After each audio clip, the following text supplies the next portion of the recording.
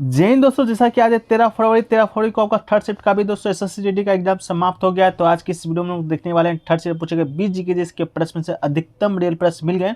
तो सही प्रश्न को उत्तर को देखेंगे तथा आप लोग मिला लीजिएगा और बताइएगा कि आपने कितना अटेम्प्ट किया है। तो ये कार्यक्रम दोस्तों हमने 10 जनवरी से शुरू किया था, जो कि दोस्तों आज अंतिम दिन है आपका 13 फरवरी, बस एक शिफ्ट का और एग्जाम बाकी है। तो दोस्तों हमने आपको सभी शिफ्टों का 100% सटीक क्वेश्चन के साथ एनालिसिस वीडियो को प्रोवाइड कराया था और सबसे ज़्यादा जो बेनिफिट हुआ है वो आपके 13 फरवरी स्टूडेंट को ही हुआ है। तो जो लोग भी वीडियो देख रहे हैं आप लोग से निवेदन है कि चैनल को सब्सक्राइब कर लीजिएगा और नोटिफिकेशन बेल को ऑल पे क्लिक कर लीजिएगा एसएससी जीडी से जुड़े हर पल अपडेट के लिए। तो चलिए वीडियो को शुरू करते हैं बिना किसी देरी के। तो देखिए, जो आज का जो पहला प्रश्न आपका थर्ड शिफ्ट में पूछा गया था, पंजाब के वर्तमान में मुख्यमंत्री कौन है।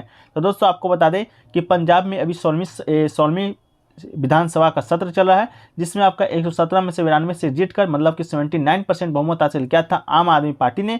और इस आम आदमी पार्टी के जो संयोजक थे, सांसद थे भगवंत मान को दोस्तों 16 मार्च 2022 को मुख्यमंत्री पद की शपथ लिया था। तो आपका भगवंत मान यहाँ के राइट आंसर हो जाएंगे। ठीक है, इसके अलावा दोस्तों 19 मार्च 2022 को 10 कैबिनेट मंत्रियों के साथ भगवत मान ने मंत्रालय का गठन कर लिया था।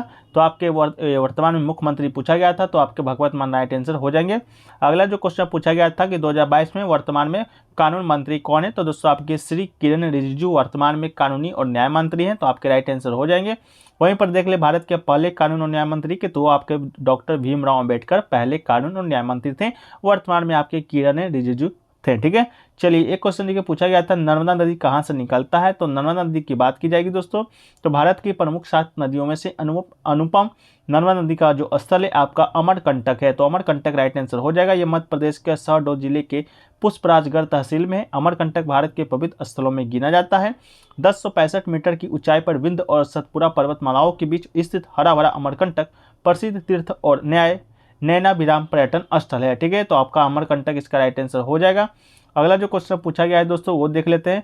अगला देखिए, अगला क्वेश्चन कोई गंगा महोत्सव से पूछा गया था 2022 से, जो कि कहाँ आयोजित हुआ था। स्टूडेंट कह रहे थे कि इसका राइट आंसर दोस्तों आपका शायद क्या है, तो आपका ये बनारस है। ठीक है, वाराणसी इसका राइट आंसर हो जाएगा। ठीक है, लेकिन दोस्तों आपका एक और आपका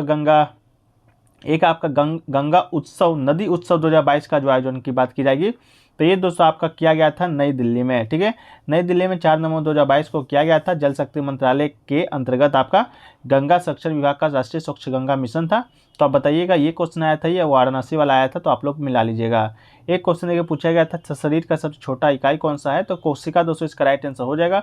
कोशिका जीवन की सबसे छोटी इकाई होती है, जो चयापचय पर्यावरण की प्रतिक्रिया, विकास और प्रजनन की क्षमता जैसे गुणों को दिखाती है। इसे जीवन के निर्माण खंड भी कहा जाता है। तो कोशिका इसका आपका राइट आंसर हो जाने वाला है। चलिए अगला क्वेश्चन देखिए पूछा गया दोस्तों आपका कोरम क्या होता है। तो कोरम दोस्तों आपको बता दें ये आपका कोरम क्या होता है। तो कोरम किसी सभा, संसद या समिति या कार्यकारिणी की बैठक में लिए गए आगतक न्यूनतम आवश्यक सदस्यों की संख्या को कोरम कहा जाता है। मतलब एक न्यूनतम संख्या हो गया तभी कोई आपका सभा स्टार्ट होगा, तो इसको आपको कोरम कहा जाता है। इस न्यूनतम आवश्यक संख्या की उपस्थिति के बिना सभा या समिति या विधायी के कार्य को वैधानिक प्राप्त नहीं हो सकता है। अतः इस न्यूनतम संख्या में सदस्यों की उपस्थिति अनिवार्य होती है। ठीक है, इसके अलावा दोस्तों आपको बता दें कोरम, तो लोकसभा में आपका कोरम होता है बैठक आयोजित करने का, जो कि दोस्तों 55 सदस्यों की कुल संख्या का 10वां हिस्सा होता है। कोरम का मतलब सदस्यों की न्यूनतम संख्या है, जो कि दोस्तों आपका सदन की बैठक आयोजित करने के लिए उपस्थित होना चाहिए।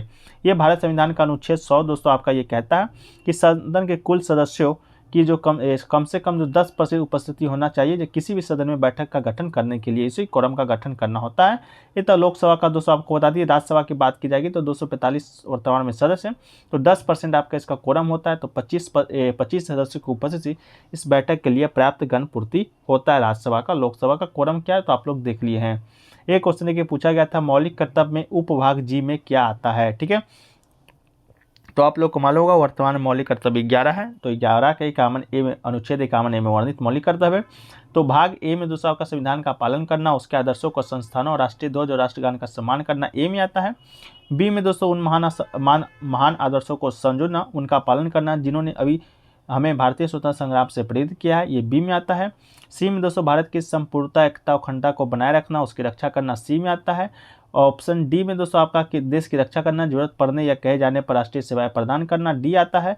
वहीं 51 ए का ई देखेंगे तो भारत के सभी लोगों के बीच धार्मिक भाषाई और क्षेत्रीय अनुभागीय विविधताओं से परिपद सद्भाव और समान भाईचारे की भावना को बढ़ावा देना, महिलाओं को सम्मान के लिए अपमानजनक प्रथाओं का त्याग करना आपका 51 के ई में आता है।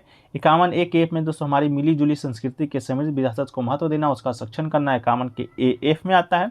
वही 51 जी दोस्तों जो कि आज के क्वेश्चन में आपसे पूछा गया था, वन जिलों नदियों और वन जीवों सहित तो प्राकृतिक पर्यावरण को महत्व देना, उसकी रक्षा करना और उसमें सुधार करना, जीवित प्राणियों के प्रति दयाभाव रखना, ये आपका 51 के ए के जी में आता है।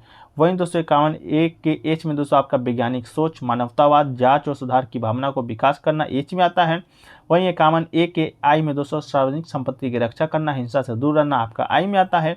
51 के जे में दोस्तों व्यक्तिगत सामूहिक गतिविधि के सभी क्षेत्रों में उत्कृष्टता की दिशा में प्रयास करना ताकि राष्ट्र निरंतर प्रयास उपलब्धि के लिए उच्च स्तर तक पहुंच, जे में आता है। और दोस्तों आपका जो लास्ट है आपका के, वो माता पिता या अभिभावक को अपने बच्चों को शिक्षा के अवसर प्रदान करने का कर्तव्य 6 से 14 वर्ष की आयु के बच्चे के बीच आपका 6वां संविधान संशोधन 2002 के माध्यम से जोड़ा गया था। बाकी सब 42वां संविधान संशोधन 1976 के माध्यम से जोड़ा गया था। एक क्वेश्चन पूछा गया था, गुरु विपिन सिंह कौन से नृत्य से संबंधित है? गुरु विपिन सिंह की दोस्तों आपको बात बता दें कि आपके मणिपुरी नृत्य से संबंधित है। मणिपुरी दोस्तों मणिपुर का शास्त्रीय नृत्य है। वहाँ के निर्देशक, कोरियोग्राफर और शिक्षक भी रह चुके थे, जिनका जन्म 23 अगस्त 1918 को हुआ था और मृत्यु 9 जनवरी 2000 ईस्वी को आपका हुआ था गुरु विपिन सिंह का।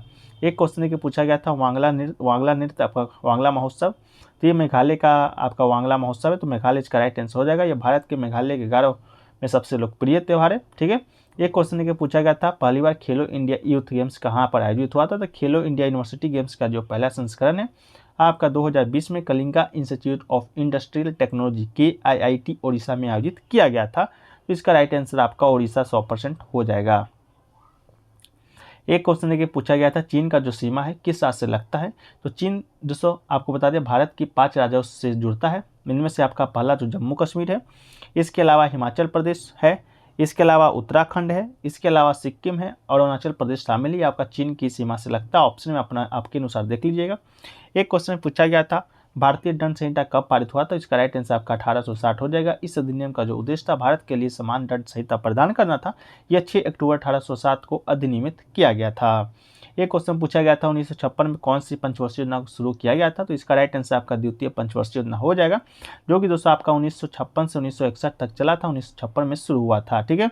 इसके अलावा पहली पंचवर्षीय योजना की बात की जाएगी तो ये आपका 1951 से लेकर 1956 तक चला था। इसके बाद द्वितीय पंचवर्षीय योजना चला था 1956 से 61। इसके बाद 61 से 66 आपका तृतीय पंचवर्षीय योजना चला था। ये पंडित जवाहरलाल नेहरू के नेतृत्व में लॉन्च किया गया था। समाजवाद धारणा की स्थापना करना इस योजना का प्रमुख उद्देश्य था। इस योजना में GDP का वार्षिक लक्ष्य 4.5 रखा गया था, लेकिन इसकी कमी हुई थी, विकास दर 4.1 ही रही थी। ठीक है। चलिए अगला जो क्वेश्चन पूछा गया था आपसे, हथेली पर सरसों जमाना मुहावरा का अर्थ पूछा गया था। तो हथेली पर सरसों उगाना या जमाना मुहावरा का अर्थ आपका होता है असंभव कार्य को ही संभव कर दिखाना। इसका राइट आंसर हो जाएगा किसी कठिन काम को अत्यंत शीघ्रता से कर देना। हथेली पर सरसों जमाना मुहावरा का अर्थ होता है। एक क्वेश्चन पूछा गया था, अव्यवस्था का विलोम शब्द व्यवस्था या सुव्यवस्था, इसका राइट आंसर आपका हो जाएगा। एक क्वेश्चन पूछा गया था, अधम का पर्यायवाची शब्द। अधम के सभी पर्यायवाची शब्दों में आपका निकृष्ट, निम्न, पतित, नीच, भ्रष्ट है, ये आपका अधम का पर्यायवाची शब्द होता है। इनमें से कोई एक ऑप्शन आपके पास दिया गया होगा। एक क्वेश्चन पूछा गया था, जालियांवाला बाग हत्याकांड है जो कि किसने करवाया था? तो जालियांवाला बाग हत्याकांड की बात की जाएगी तो रॉलेट एक्ट के विरोध में एक सभा हो रहा था, जिसमें जनरल डायर नामक एक अंग्रेजी ऑफिसर ने अकारण उस सभा में उपस्थित भीड़ पर गोलियां चलवा दी थी, जिसमें 400 से अधिक व्यक्ति मर गए थे, 200 से अधिक घायल हो गए थे। इसका राइट आंसर आपका जनरल डायर आपके ऑप्शन में भी दिया गया था, जो कि बिल्कुल राइट आंसर आपका हो जाएगा। एक क्वेश्चन देखिए पूछा गया था, संगम साहित्य में ऋषियों को क्या कहा जाता है? तो इसका ऑप्शन मुझे प्राप्त नहीं हो पाया है, तो आप लोग कमेंट सेक्शन में जरूर बताइएगा इसका आंसर क्या हो सकता है। एक क्वेश्चन देखिए पूछा गया था, 2011 के जनगणना के अनुसार सबसे कम जनसंख्या वाला राज्य कौन सा है? तो भारत में सबसे कम जनसंख्या वाला राज्य की बात की जाएगी 2011 के जनगणना के अनुसार, तो आपका सिक्किम है। इसके अलावा दोस्तों सबसे कम जनसंख्या घनत्व वाला राज्य की बात की जाएगी तो ये आपका अरुणाचल प्रदेश है। इसके अलावा सबसे कम संघ शासित राज्यों में लक्षद्वीप सबसे कम जनसंख्या वाला देश है, मतलब कि केंद्र शासित प्रदेश में लक्षद्वीप का सबसे कम है, राज्य में आपका सिक्किम का है, सबसे ज़्यादा आपका उत्तर प्रदेश का है। ठीक है। और आपका जनसंख्या घनत्व में आपका अरुणाचल प्रदेश सबसे कम, बिहार सबसे ज़्यादा पर आपका है। एक क्वेश्चन देखिए पूछा गया था, शूटिंग गार्ड किस खेल से संबंधित है? शूटिंग गार्ड SCG जिसे दो गार्ड और ऑफ गार्ड के रूप में जाना जाता है। ये एक विनियमन बास्केटबॉल खेल में 5 पारंपरिक पदों में से एक है, तो आपका राइट आंसर बास्केटबॉल हो जाएगा। एक शूटिंग गार्ड का मुख्य उद्देश्य अपनी टीम के अंक को हासिल करना, बचाव में गेंद चुराने से तात्पर्य है, तो आपका इसका राइट आंसर बास्केटबॉल हो जाएगा। अगला जो क्वेश्चन पूछा गया था, हरित क्रांति क्यों शुरू किया गया था, तो भारत में हरित क्रांति का जो शुरुआत है 1960 के दशक में चावल और गेहूं की, ठीक है, चावल और गेहूं की उच्च उपज देने वाली किस्मों को शुरू करके खाद्य उत्पादन को बढ़ाने के लिए किया गया था, ताकि आज़ादी के बाद भूख और गरीबी को कम किया जा सकेगा। ठीक है, तो आपके ऑप्शन अनुसार इसको चेक कर लीजिएगा कि आपका आया था। एक क्वेश्चन देखिए पूछा गया था दोस्तों, आपका इंटरनेट बैंकिंग से संबंधित कोई प्रश्न आया था। स्टूडेंट को प्रश्न याद नहीं थे, लेकिन टॉपिक क्या था, तो इंटरनेट बैंकिंग बताने का प्रयास किया था। अगर आपको याद है तो आप लोग कमेंट सेक्शन में जरूर इससे जुड़े जो प्रश्न आपके आए थे वो कमेंट सेक्शन में बता दीजिएगा। आपका क्वेश्चन था कि इंटरनेट जो बैंकिंग है उसका इस्तेमाल किसके लिए किया जाता है, इस प्रकार का कोई ऑप्शन था और क्वेश्चन था, तो ऑप्शन आप लोग कमेंट सेक्शन में बता दीजिएगा। इतना ही प्रश्न अभी तक मिले, एक दो जो प्रश्न छूट गए होंगे उसको आप लोग कमेंट सेक्शन में जरूर बताने का प्रयास कीजिएगा। और दोस्तों वीडियो अच्छा लगा वीडियो को लाइक जरूर कर दीजिएगा, चैनल पर नए होंगे चैनल को सब्सक्राइब जरूर कर दीजिएगा, क्योंकि दोस्तों हमने आपको 10 से 13 फरवरी तक का सभी शिफ्टों का एक्यूरेट 100% रियल प्रश्न के साथ एनालिसिस जो कि कराने का प्रयास किया है, तो उसके लिए दोस्तों एक लाइक एक सब्सक्राइब तो बनता ही है, तो आप लोग सब्सक्राइब जरूर कर दीजिएगा। चलिए वीडियो को यहीं पर समाप्त करते हैं, मिलते हैं फिर नेक्स्ट शिफ्ट के वीडियो में।